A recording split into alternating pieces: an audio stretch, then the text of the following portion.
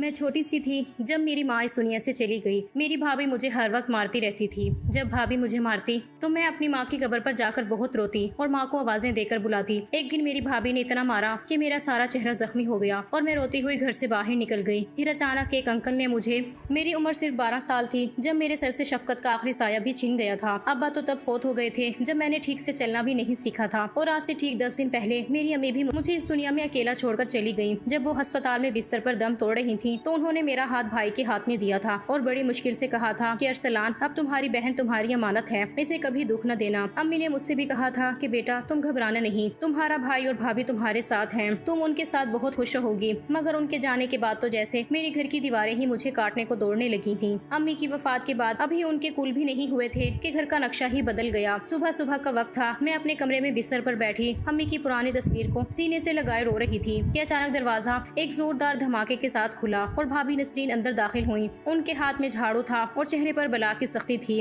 उन्होंने गुस्से से मेरी तरफ देखा और झाड़ू फर्श पर मारते हुए बोली कि बस अब ये ड्रामे बंद करो। 10 दिन से तुम यही रोना रो रही हो। क्या तुम्हारी माँ ने मरने से पहले तुम्हें ये नहीं सिखाया कि घर के काम काज भी करने होते हैं? उठो और जाकर बरामदे की सफाई करो। मैं सहम कर खड़ी हो गई थी और कांपती आवाज में कहा कि भाभी, अभी तो अम्मी को गए चंद दिन ही हुए हैं, मेरा दिल बहुत उदास है। इस बात पर नसरीन भाभी ने एक जोरदार कहकहा लगाया और मेरा बाजू पकड़कर मुझे झंझोड़ दिया। यहाँ कोई तुम्हारा नौकर नहीं लगा, उठो वरना ये झाड़ू तुम्हारे सर पर मार दूंगी। मैं रोती हुई बाहर निकल गई थी। मैं रोते हुए बरामदे में झाड़ू देने लगी थी। मेरी आंखों से आंसू मुसलसल गिर रहे थे और मुझे वो वक्त याद आ रहा था जब अम्मी मुझे सुबह प्यार से जगाती थी और नाश्ता बनाकर अपने हाथ से खिलाती थी। अब तो पानी का गिलास भी खुद भरना पड़ता था और ऊपर से भाभी के ताने मेरा कलेजा छिलनी कर देते थे। शाम में जब भाई काम से वापस आए तो वो मेरे लिए चॉकलेट और कुछ बिस्किट लाए थे। उन्होंने मेरे सर पर हाथ फेरा और कहा कि नीलम, कैसी हो बेटा? मैंने मुस्कुराकर सर हिला दिया था क्योंकि मैं नहीं चाहती थी कि भाई को मेरी तकलीफ का पता चले। भाई अंदर गए तो भाभी ने फौरन उनका रास्ता रोक लिया था। मैं किचन के दरवाजे से देख रही थी। भाई ने जैसे ही वो बिस्किट और चॉकलेट मेज पर रखी तो भाभी ने झपट कर वो शापर उठा लिया और कहने लगी कि अरसलान, तुम क्या पागल हो गए हो? घर के खर्चे पूरे नहीं हो रहे और तुम इस लड़की के लिए फजूल खर्चियाँ कर रहे हो। इसे रोटी मिल रही है, यही बहुत है। भाई ने दबी आवाज में कहा कि नसरीन, वो छोटी बच्ची है, उसका दिल भी तो करता है ना। मगर भाभी ने एक नहीं सुनी और वो चॉकलेट भाई के सामने ही अलमारी में बंद कर दी और कहने लगी कि इसे कुछ नहीं मिलेगा जब तक ये घर का काम ढंग से नहीं करेगी। और मैं इस पर बिला वजह सख्ती नहीं कर रही बल्कि इसकी तरबियत कर रही हूँ। भाई खामोशी से सर झुकाकर बैठ गए थे क्योंकि वो इतने चालाक नहीं थे कि भाभी की चालें समझ पाते। उन्हें यही लगा था कि भाभी मेरी माँ बनकर तरबियत कर रही हैं। और मुझे उस दिन पहली बार एहसास हुआ कि मेरा भाई अब अपनी बीवी के सामने कितना बेबस हो चुका है। अगले दिन घर में भाभी की कुछ सहेलियाँ और मेहमान आए हुए थे। मैं किचन में बर्तन धो रही थी कि अचानक मुझे ड्राइंग रूम से अपनी भाभी की बुलंद आवाज सुनाई दी। वो अपनी सहेलियों से कह रही थी कि बहन, सच पूछो तो ये लड़की अब हमारे गले पड़ गई है। 12 साल की उम्र है और इसके जहन में पता नहीं क्या क्या चलता रहता है। हर वक्त छुप छुप कर दरवाजे की ओर से मुझे और अपने भाई को देखती रहती है। पता नहीं क्या ढूंढती है। इसकी नजरें इतनी अजीब हैं कि मुझे डर लगता है कि कहीं ये घर में कोई फसाद न खड़ा कर दे। एक सहेली ने कहा, नसरीन, अभी तो ये बच्ची है, तुम क्या बातें कर रही हो? तो भाभी ने फौरन कहा कि अरे नहीं, आजकल की लड़कियां बहुत चालाक होती हैं। ये मासूम बनकर भाई को मुट्ठी में करना चाहती है ताकि मुझे घर से निकलवा सके। मैं ये सुनकर वहीं जम गई थी और मेरे हाथ से बर्तन गिरकर टूट गया था। बर्तन टूटने की आवाज सुनकर भाभी शेरनी की तरह किचन में आई और सबके सामने मेरा कान पकड़कर मुझे घसीटते हुए सहन में ले आई। उन्होंने सब मेहमानों के सामने मुझे एक जोरदार थप्पड़ मारा और चिल्लाने लगी कि देखो इसकी बदतमीजी, अभी मैं इसकी बातें कर रही थी और इसने जानबूझकर बर्तन तोड़ दिया ताकि मुझे नीचा दिखा सके। मैं रो रो कर कहती रही कि भाभी, मुझसे गलती से हुआ है, मगर वो मारने से बाज नहीं आई और मुझे बुरी तरह मारती जा रही थी। मेहमानों ने भी मुझे हकारत भरी नजरों से देखना शुरू कर दिया था। जब सब मेहमान चले गए तो मैंने दुपट्टा ओढ़ा और भागकर घर से बाहर निकल गई। मेरा रुख कब्रिस्तान की तरफ था जहाँ मेरी अम्मी की कच्ची कब्र थी। शाम के साए गहरे हो रहे थे और कब्रिस्तान में एक अजीब सा सुकून और डर था। मैं भागती हुई अम्मी की कब्र पर पहुंची और मट्टी पर अपना चेहरा रखकर फूट फूट कर रोने लगी। मैंने बुलंद आवाज में अम्मी को पुकारा कि अम्मी, आप कहाँ हैं? देखिए भाभी ने मुझे कितना मारा है, मेरा सारा चेहरा सूज गया है। अम्मी, आपने तो कहा था कि वो मुझसे प्यार करेंगी, मगर वो तो मुझे मनहूस कहती हैं। अम्मी, मुझे भी अपने पास बुला लें, मैं इस दुनिया में नहीं रहना चाहती। मैंने घंटों कब्र की मट्टी को अपने हाथों से सहलाया था मगर वहाँ से कोई जवाब नहीं आया था। सिर्फ हवाओं की सरसराहट की आवाज आ रही थी। मुझे ऐसा लग रहा था कि अम्मी वहाँ से उठकर मुझे गले लगा लेंगी, मगर वहाँ सिर्फ खामोशी थी। मैं वहीं बैठे बैठे सो गई थी। जब शाम मस्जिद गहरी हुई तो मेरी आंख खुल गई थी और मैं कांपते हुए कदमों के साथ वापस घर की तरफ चल दी थी। घर पहुंची तो भाई अरसलान सहन में टहल रहे थे। मुझे देखते ही वो गुस्से से मेरी तरफ बढ़े और कहा कि नीलम, ये क्या तरीका है? तुम इतनी देर तक कहाँ थी? तुम्हें पता है तुम्हारी भाभी कितनी परेशान थी? मैं जानती थी भाभी ने मेरी गैर मौजूदगी में खूब अच्छा बनने की कोशिश की होगी। भाई के गुस्से पर मैंने रोना शुरू कर दिया। फिर मैंने कहा कि भाई, मैं अम्मी के पास गई थी, मुझे बहुत याद आ रही थी। मगर भाई ने मेरा हाथ झटक दिया और कहा कि खबरदार, जो अब इस घर से कदम भी बाहर निकाला, तुम्हें पता है मैं और तुम्हारी भाभी कितने परेशान हो गए थे। भाई के गुस्से भरी फिक्र से डरकर मैं अंधेरे कमरे में आकर बैठ गई थी। मैं सोचने लगी थी कि क्या यही वो खुशी थी जिसका अम्मी ने वादा किया था। मुझे अपना वजूद एक बोझ लगने लगा था। भाभी की दी हुई वो गालियाँ और भाई की लाइल्मी मेरे दिल के लिए बहुत बड़ा बोझ बन गई थी। मैंने खिड़की से आसमान की तरफ देखा और बस यही दुआ की कि या अल्लाह, मुझे हिम्मत दे या फिर मुझे भी अम्मी के पास पहुंचा दे, क्योंकि 12 साल की ये उम्र मुझे 100 साल की थकन जैसी लग रही थी। अगले 2 दिन मेरे लिए कयामत से कम नहीं थे। कब्रिस्तान की उस सर्द शाम ने मेरे जिस्म को तोड़कर रख दिया था और मुझे तेज बुखार ने आ लिया था। मैं अपने बिस्तर पर पड़ी तड़प रही थी और मेरा हलक प्यास से खुश्क हो रहा था। मैंने हिम्मत करके धीमी आवाज में पुकारा कि भाभी, जरा पानी पिला दें। फिर कमरे का दरवाजा एक झटके से खुला और नसरीन भाभी अंदर दाखिल हो गयी। उन्होंने मेरे माथे पर हाथ रखने की बजाय मेरी चादर खींचकर परे फेंक दी और चिल्लाने लगी कि उठो, ये नवाबजादियों वाले लाड यहाँ नहीं चलेंगे। मुझे पता है ये सब काम चोरी के बहाने हैं। जाओ जाकर बर्तन धो और फिर सहन में पोछा लगाओ। मैंने रोते हुए कहा कि भाभी, मेरा पूरा जिस्म आग की तरह तप रहा है, मुझसे खड़ा नहीं हुआ जा रहा। मगर उन्होंने मेरा बाजू पकड़ा और मुझे घसीटते हुए किचन में ले गयी। वहाँ फर्श पर बैठे हुए मुझे ऐसा लग रहा था जैसे जमीन घूम रही हो। मैंने रोते रोते बर्तन धोए और हर बर्तन के साथ मेरे आंसू पानी में शामिल होते रहे थे। मेरा दिल चाह रहा था कि भाई को आवाज दूं, मगर भाई तो सुबह सवेरे ही काम पर निकल गए थे और भाभी ने मुझे सख्त ताकीद की थी कि अगर भाई को कुछ बताया तो वो मेरा जीना हराम कर देंगी।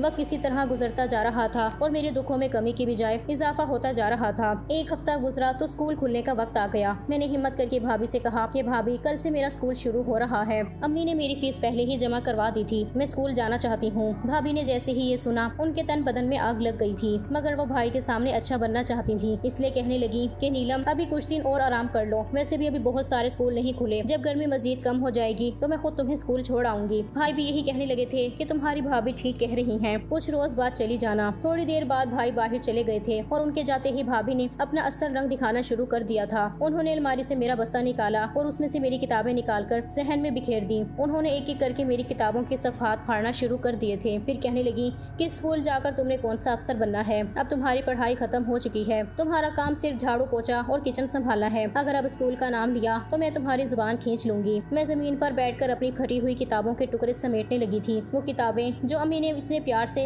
जिल्द करवाई थी, अब वो मेरे सामने मिट्टी में रुल रही थी। मैंने टूटे हुए दिल के साथ उन सफ़हात को उठाया और सोचने लगी कि अम्मी, आपका ख्वाब तो अधूरा ही रह गया है। आपकी बेटी अब एक अनपढ़ नौकरानी बनकर रह गई है। कुछ दिन और गुजरे तो घर में एक अजीब वाकया हो गया था। भाभी ने एक नई साजिश तैयार कर रखी थी। शाम के वक्त जब भाई काम से वापस आए तो भाभी रोती हुई उनके सामने आ खड़ी हुई। तो भाई ने परेशानी से पूछा कि नसरीन, क्या हुआ है? तुम क्यों रो रही हो? तो भाभी ने हिचकियाँ लेते हुए कहा कि अरसलान, मैंने अपनी अलमारी में 5000 रुपए रखे थे जो आज गायब हैं। घर में मेरे और तुम्हारे अलावा सिर्फ नीलम थी। मुझे पूरा यकीन है कि उसने पैसे चुराए हैं। मुझे इस बात का दुख नहीं है कि मेरे पैसे गुम हो गए हैं, बल्कि मुझे इस बात का अफसोस है कि कल को मैं अम्मी को क्या मुंह दिखाऊंगी कि मैंने अपनी छोटी बहन की तरबियत ठीक से क्यों नहीं की। मैं तो उसे अपनी बहन समझती थी, मगर उसने मेरे भरोसे का खून कर दिया है। फिर भाई ने गुस्से से मेरी तरफ देखा और मुझे अपने पास बुला लिया। मैं कांपती हुई वहाँ पहुंची तो भाई ने बगैर कुछ पूछे मुझ पर गुस्सा करना शुरू कर दिया था और आज जिंदगी में पहली मर्तबा उन्होंने मेरे मुँह पर एक जोरदार थप्पड़ मार दिया था। मेरी आंखों के सामने अंधेरा आ गया था। फिर भाई ने चिल्लाकर कहा कि नीलम, क्या हम तुम्हें रोटी नहीं दे रहे जो तुमने चोरी शुरू कर दी है? अपनी माँ की तरबियत का तो ख्याल किया होता। मैंने भाई के पैर पकड़ लिए और रोते हुए कहा कि भाई, खुदा की कसम, मैंने पैसे नहीं लिए,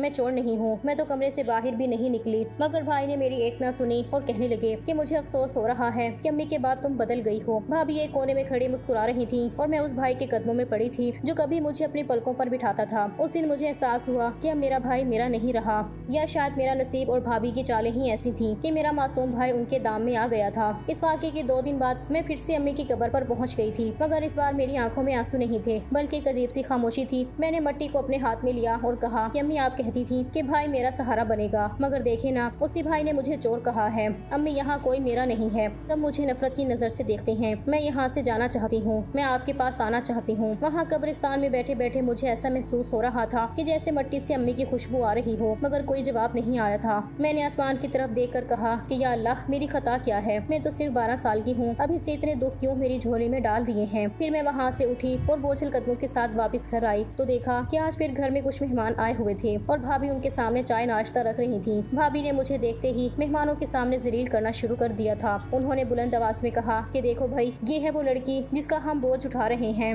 अभी से आवारागर्दी शुरू कर दी है, पता नहीं कहाँ कहाँ मुँह मार कर आ रही है और ऊपर से चोर भी ऐसी है कि घर की अलमारियां तक नहीं छोड़ती। उनकी बात पर मेहमानों ने मुझे ऐसी नजरों से देखा जैसे मैं कोई बहुत बड़े मुजरिम हूँ। मैं किचन में चली गई थी और किचन में जाते ही मैं फूट फूट कर रोने लगी थी। मुझे ऐसा लग रहा था कि मैं मर जाऊंगी। इतनी सी उम्र में मैंने इतने दुख देख लिए थे कि जितने कोई अपनी सारी जिंदगी में भी नहीं देखता। वक्त पर लगा कर उड़ रहा था, मगर मेरे लिए हर दिन एक नई मुसीबत लेकर आता था। भाई सुबह सवेरे काम पर निकल जाते थे और देर रात को वापस आते थे, जिसकी वजह से उन्हें कभी पता ही नहीं चल सका था कि मेरे साथ इस घर में क्या बीत रही है। भाभी ने घर में एक ऐसा निजाम बना रखा था कि भाई के सामने वो मुझसे बहुत प्यार से बात करती थी, मगर जैसे ही भाई की पीठ मुड़ती उनका रूप किसी चुड़ैल जैसा हो जाता था। एक दिन मैं बरामदे में खड़ी थी तो देखा कि भाभी अपने कमरे में बैठकर अपनी माँ से फोन पर बात कर रही थी। वो कह रही थी कि अम्मी, मैंने तो इस लड़की का जीना हराम कर दिया है, उससे इतना काम करवाती हूँ कि ये रात को हड्डियों के दर्द से रोती है, बस किसी तरह ये घर से भाग जाए तो मेरा पीछा छूटे। मैं ये सुनकर साकित रह गई थी। मुझे यकीन नहीं आ रहा था कि कोई इंसान इतना संगदिल कैसे हो सकता है कि एक 12 साल की यतीम बच्ची के लिए ऐसी साजिशें करे। उसी शाम मेरा दिल अम्मी के पास जाने के लिए बचल रहा था और मैं भाभी से नजरें चुराकर अम्मी की कब्र पर आ गई थी। अभी मैं रो ही रही थी कि मुझे अपने कंधे पर किसी का लम्स महसूस हुआ। मैं डर के पीछे हटी तो देखा कि एक उधेड़ उम्र की खातून काली चादर ओढ़े मेरे पास बैठी थी। उनकी आंखें भी सूजी हुई थी और चेहरे पर गहरी उदासी थी। उन्होंने बड़े प्यार से मेरा हाथ थामा और पूछा कि बेटी, तुम यहाँ अकेली क्यों रो रही हो? मैंने उनकी ममता भरी आवाज सुनी तो मेरा जब टूट गया था और मैं उनके गले लगकर किसी छोटे बच्चे की तरह रोने लगी थी। मैंने रोते हुए कहा कि आंटी, मेरी माँ इस कब्र में सो रही है और घर में मेरी भाभी मुझे बहुत मारती है, मेरा कोई नहीं रहा। वो खातून भी रोने लगी थी और मेरा सर अपनी गोद में रख लिया था। फिर उन्होंने बड़ी हसरत से सामने वाली एक छोटी सी कब्र की तरफ इशारा किया और कहने लगी कि बेटी, इस दुनिया में हर कोई किसी न किसी दुख में मुब्तला है। देखो, इस छोटी सी कब्र में मेरी 8 साल की बेटी दफन है, जो आज से 2 साल पहले मुझे छोड़कर चली गई थी। मैं हर रोज यहाँ आती हूँ और उससे बातें करती हूँ कि काश वो एक बार मुझे माँ कहकर पुकारे, मगर यहाँ से कोई जवाब नहीं आता। किसी के बच्चे चले जाते हैं और किसी की माएँ, लेकिन माएँ बच्चों को कभी नहीं भूलती। तुम्हारी माँ की दुआएं तुम्हारे साथ हैं। देखो बेटी, हिम्मत नहीं हारते, अल्लाह कभी किसी मासूम को अकेला नहीं छोड़ता। उनकी बातों ने मेरे दिल को एक अजीब सा सुकून दिया था। मुझे एहसास हो रहा था कि मैं अकेली नहीं हूँ जिसका दिल टूटा हुआ है। वो आंटी काफी देर तक मुझे समझाती रही थी। फिर उन्होंने अपने दुपट्टे के पल्लू से मेरे चेहरे पर मौजूद आंसुओं के निशान साफ किए और कहा कि बेटी, वापस घर जाओ और अल्लाह से मदद मांगो, वो बहुत बड़ा कारसाज है। मैंने उनका शुक्रिया अदा किया और सोचा कि शायद वाकई हालात बदल जाएंगे। मगर जब मैं वापस घर पहुंची तो भाभी दरवाजे पर ही खड़ी मेरा इंतजार कर रही थी। मुझे देखते ही उन्होंने मेरा बाजू मरोड़ा और कहने लगी कि कहाँ मर गई थी, अब तो रात के अंधेरे में बाहर घूमना भी शुरू कर दिया है। मैंने बहुत कोशिश की कि उन्हें बताऊं कि मैं सिर्फ अम्मी की कब्र पर गई थी, मगर उन्होंने एक ना सुनी और मुझे कमरे में बंद करके बाहर से ताला लगा दिया। उस रात में भूखी प्यासी उस अंधेरे कमरे में पड़ी रही थी। मैं उन आंटी की बातें याद करती रही थी कि अल्लाह कभी मासूमों को अकेला नहीं छोड़ता। मगर मेरे हालात देखकर ऐसा लग रहा था कि जैसे मेरी आजमाइश अभी बहुत लंबी होने वाली है। अगले चंद दिन भाभी का रवैया मजीद संगीन होता गया था। वो भाई के सामने भी मुझ पर तंज करने लगी थी, मगर भाई शायद काम के बोझ की वजह से कुछ समझ नहीं पा रहे थे। वो दिन मेरी जिंदगी का सबसे तारीख दिन था। भाभी अपने कमरे में नहीं थी और उन्होंने मुझे हुक्म दिया था कि उनके कमरे की अच्छे से सफाई करूं। मैं डरते डरते उनके कमरे में गई और सफाई करने लगी।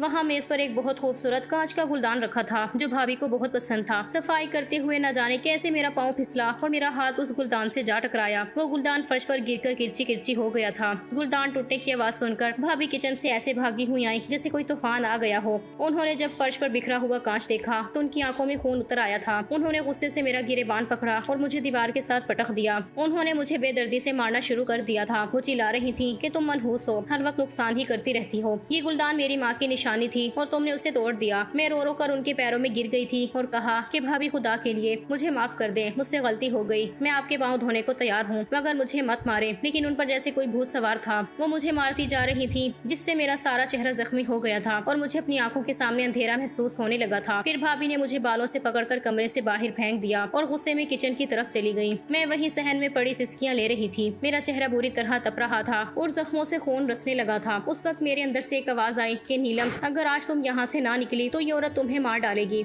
मैंने हिम्मत जमा की और लड़खड़ाते कदमों के साथ खड़ी हो गई। भाभी किचन में बर्तन पटक रही थी और बड़बड़ा रही थी। मैंने अपना फटा हुआ दुपट्टा सर पर किया और उससे अपना चेहरा भी छुपा लिया ताकि कोई मेरा जख्म ना देख सके। मैंने एक बार मुड़कर अपने उस घर को देखा जहाँ मैं पैदा हुई थी, जहाँ मेरी माँ की खुशबू थी, मगर अब वहाँ सिर्फ नफरत की दीवारें रह गई थी। मैं खामोशी से पिछले दरवाजे से बाहर निकल आई थी। पहले भी जब भाभी मुझे मारती थी तो मैं घर से निकल जाती थी, मगर तब मेरे कदम मुझे वापस उसी दहलीज पर ले आते थे क्योंकि मेरे पास जाने के लिए कोई और जगह नहीं थी। लेकिन आज मेरा इरादा बदल चुका था। आज मैंने सोच लिया था कि मैं दोबारा उस जहानुम में कदम नहीं रखूंगी, चाहे मुझे सड़कों पर भीख मांगनी पड़े या भूख से मरना पड़े। मैं तेज तेज कदमों से चलने लगी थी, हालांकि मेरा सर चकरा रहा था और दर्द की लहरें पूरे जिस्म में उठ रही थी। लोग मुझे गुजरते हुए देख रहे थे, मगर किसी ने ये पूछने की जहमत नहीं की कि एक छोटी सी बच्ची इस हाल में कहाँ जा रही है। मैं चलते चलते शहर के एक ऐसे इलाके में पहुँच गई थी जहाँ बड़ी बड़ी कोठियाँ थी और सड़कें बहुत चौड़ी थी। शाम के साए गहरे हो रहे थे और मेरी हिम्मत अब जवाब दे रही थी। मैं घर के बाहर दीवार के साथ टेक लगाकर बैठ गई थी। मेरा जख्म अब भी रस रहा था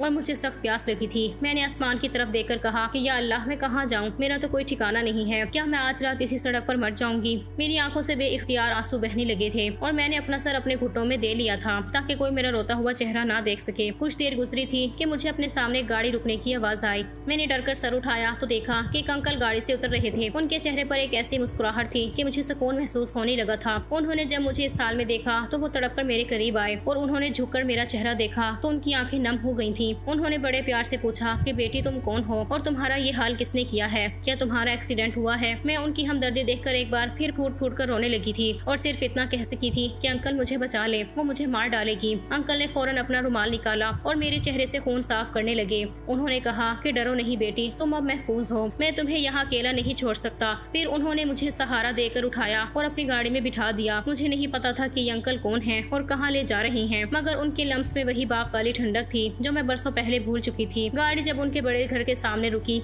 तो मुझे ऐसा लगा जैसे अल्लाह ने मेरी पुकार सुन ली है, मगर मुझे अभी ये नहीं पता था कि ये अंकल हैं कौन। अब मेरी जिंदगी एक नया रुख लेने वाली थी जहाँ सच्चाई सबके सामने आने वाली थी। अंकल मुझे अपने घर ले गए थे जहाँ उनकी बीवी ने एक माँ की तरह मुझे प्यार दिया था। बातों ही बातों में जब मैंने अपने भाई अरसलान का नाम लिया तो अंकल के चेहरे पर हैरत की लहर दौड़ गई थी। मैं हैरान थी कि वो क्यों हैरत में मुब्तला हो गई हैं। अंकल ने उसी वक्त भाई को फोन किया और गुस्से भरी आवाज में कहा कि अरसलान, तुम कैसे भाई हो? तुम्हारी मासूम बहन इस हाल में सड़क पर मिली है, कि यही तुम्हारी गैरत है? भाई तो ये सुनकर पागल ही हो गए थे। फिर वो चंद मिनटों में वहाँ पहुँच गए थे और जब उन्होंने मेरा जख्मी चेहरा और मेरी हालत देखी तो उनकी आंखों से आंसू जारी हो गए थे। मैंने रोते हुए भाई को सब सच बता दिया था कि कैसे भाभी उनके पीछे मुझ पर सितम ढाती थी और झूठे इल्जामात लगाती थी। भाई अरसलान को जब अपनी बेखबरी और नसरीन भाभी की हकीकत का पता चला तो उनका गुस्सा आसमान को छूने लगा था। फिर वो मुझे अपने दोस्त के घर से लेकर घर पहुँच गए थे। नसरीन भाभी कमरे में मजे से बैठी टीवी देख रही थी। जाते ही भाई चिल्लाने लगे थे। भाई ने गरज कर कहा कि नसरीन, तुमने मेरी यतीम बहन के साथ ये सब क्यों किया? तुम्हारी हिम्मत कैसे हुई उस पर हाथ उठाने की? भाई ने गुस्से में हाथ उठाया ही था